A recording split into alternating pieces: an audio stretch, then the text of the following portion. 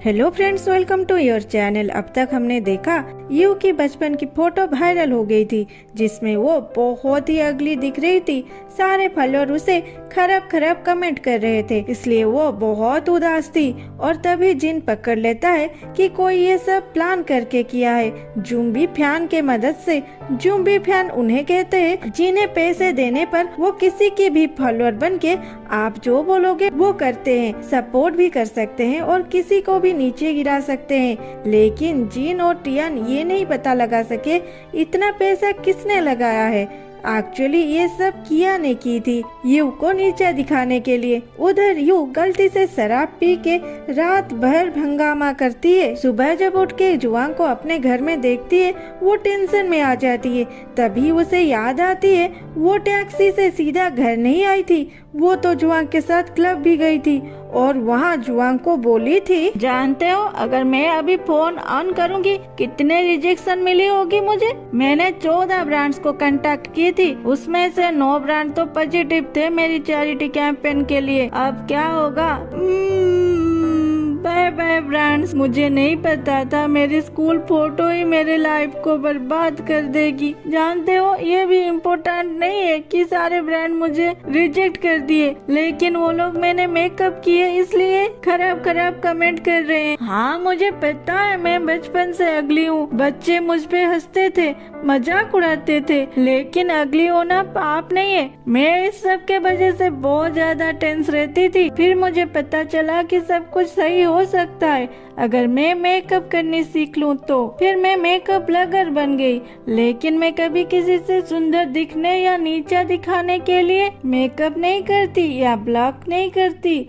मैं तो बस चाहती हूँ मेरे जैसे दूसरों को भी लोग नीचा ना दिखाए और उसमें कॉन्फिडेंस आए। मेरी क्या गलती है? जुआंग बोलता है, किसने बोला गलती है? कुछ गलती नहीं है, लेकिन तुम क्यों सोचते हो मेकअप ही लोगों को ब्यूटीफुल बना सकता है? और किसने रूल बनाया है कि जिनकी स्किन कलर डल है वो सुंदर नहीं है? तुम्हें याद है जब तुम मेरा साइकिल चोरी की थी? यू बोलती है वो चोरी नहीं था, वो तो साइकिल पब्लिक के लिए था, वो तुम्हारा नहीं था। रुको, उस दिन तो मैंने मेकअप नहीं की थी।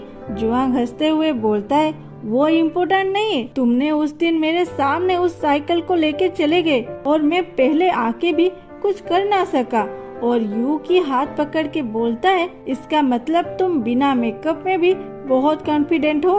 और एक बार पार्क में तुमने एक बार के फोटो खींचने के लिए घंटों तक खड़ी रही और क्लास में जब अपने स्टूडेंट को पढ़ाते हो उसका तो जवाब ही नहीं। जानते हो तुम जब किसी चीज पे सीरियस और फोकस रहते हो तुम कुछ अलग और स्पेशल लगते हो। और तुम तो तब भी बहुत क्यूट लग रहे थे जब तुम मेरे फ्यूचर के बारे में बोल रहे थे। और जब तुम गुस्सा होते हो ना, माशाल्लाह क्या लगते हो। तुम जब बचपना दिखाते हो तब की बात तो बहुत अलग है। अकॉर्डिंग टू मी तुम हर तरफ से ब्यूटीफुल हो। यू बोलती है, हाँ मैं समझ गई, तुम मुझे प्यार करते हो ना? नहीं तो तुम्हें ये सारी बातें इतनी क्लियर से कैसे याद है? जुआंग हंसते हुए बोलता है, हाँ करता हूँ। फिर जुआंग यू को घर लेके आता है। यू रोने लगती है कुछ बड़बड़ाते हुए। जुआंग उसे बाथरूम लेके जाता है उसकी मेकअप उतारने के लिए। यू अपनी शक्ल मिरर में देख के रोने लगती है। जुआंग पूछता है, अब क्या हुआ? यू बोलती, ये बहुत अगली है और जुआंग के ऊपर हग करते हुए चिपक जाती है। जुआंग उसे लेके उसके रूम में सुला देता है, मगर यू उसे जाने नहीं देती। जुआंग उससे खुद को छुड़ा के उसकी सू निकाल के उसके रूम को ठीक करता है। यू को इतना ही याद थी। यू बोलती है, ये सब मैंने क्या कर दी और मैंने मेकअप रिमूव करने को भी भूल गई। हे भगवान, ये कौन सी ब्रांड था, इस मेकअप को कैसे ठीक करूं? जुआंग बाहर से चिल्लाता है, यू तुम ठीक हो? यू हाँ बोल के बाहर आके बोलती है, मैं एक्सप्लेन करती हूँ, कल रात को जो सब हुआ वो सब एक एक्सीडेंट था। जुआंग यू को इशारा करता है। यू जब उधर देखती है उधर यू की माँ पापा बैठे थे। यू उन्हें देख के बोलती है, माँ पापा आप दोनों यहाँ पे क्या कर रहे हैं? माँ बोलती है, तुम मेरी बेटी हो तो तुम्हारे पास आने के लिए हमें वजह चाहिए। यू नहीं नहीं बोल के जुआंग को देख के उससे दूर जाते हुए बोलती है, माँ पापा ये जस्ट एक मिसअंडरस्टैंडिंग है, लेकिन हम दोनों एक साथ नहीं रहते। माँ बोलती है, ये डिस्टेंस क्यों की तुम जुआंग से?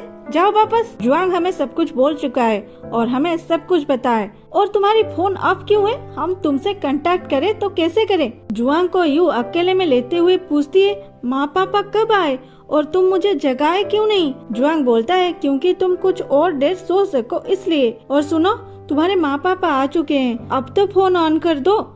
यू फोन ऑन करती है। वहाँ बहुत सारे मैसेज थे, लेकिन सारे ब्रांड उसे रिजेक्ट कर दिए थे। वो थोड़ी सी उदास हो जाती है। जुआंग पूछता है, चैरिटी इवेंट कब है? यू बोलती है, अब क्या फायदा, मैं वहाँ नहीं जाने वाली। जुआंग बोलता है, तुम जाओ वहाँ पे। यू बोलती है, एक तो सारे ब्रांड मुझे रिजेक्ट कर दिए और अगर मैं गई भी सभी मेरी मजाक उड़ाएंगे, कोई मेरे बारे में नहीं सोचेंगे। जुआंग बोलता है, तुम इन सब को एक्सेप्ट करना चाहते हो या इन सब से बच के भागने की कोशिश कर रहे हो? फिर सारे ब्रेकफास्ट करते हैं। यू बोलती है, सारे वेजिटेबल। जुआंग बोलता है, खा लो, मैं बाद में कुछ बना लूंगा। तभी यू को मैसेज आती है जिसमें लिखा था, क्या तुम अपने पेरेंट्स को सच बोल सकते हो?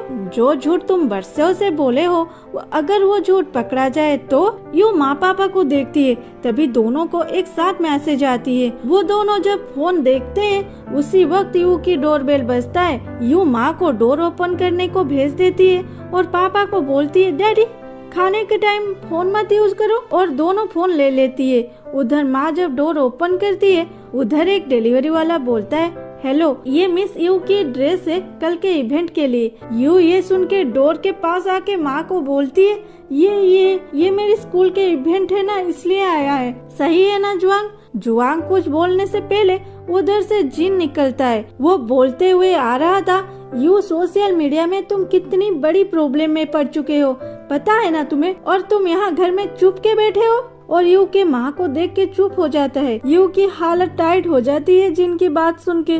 दूसरे सीन में सारे गोल्टेबल मीटिंग में बैठे थे। माँ पूछती है, यू यहाँ क्या चल रहा है, सही सही बताओ।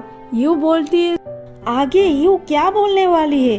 क्या यू अपने माँ को सच बोलेगी या हमेशा की तरह धोखे में रखेगी? जब माँ जी को यू से या किया से इस बारे में पता चलेगी, वो कैसे रिएक्ट करेंगे? क्या जुआंग माँ जी को समझा पाएगा? क्या यू की चैरिटी इवेंट सक्सेस होगी? देखते हैं अगले एपिसोड में। तब तक के लिए bye bye. Thanks for watching. Love you all.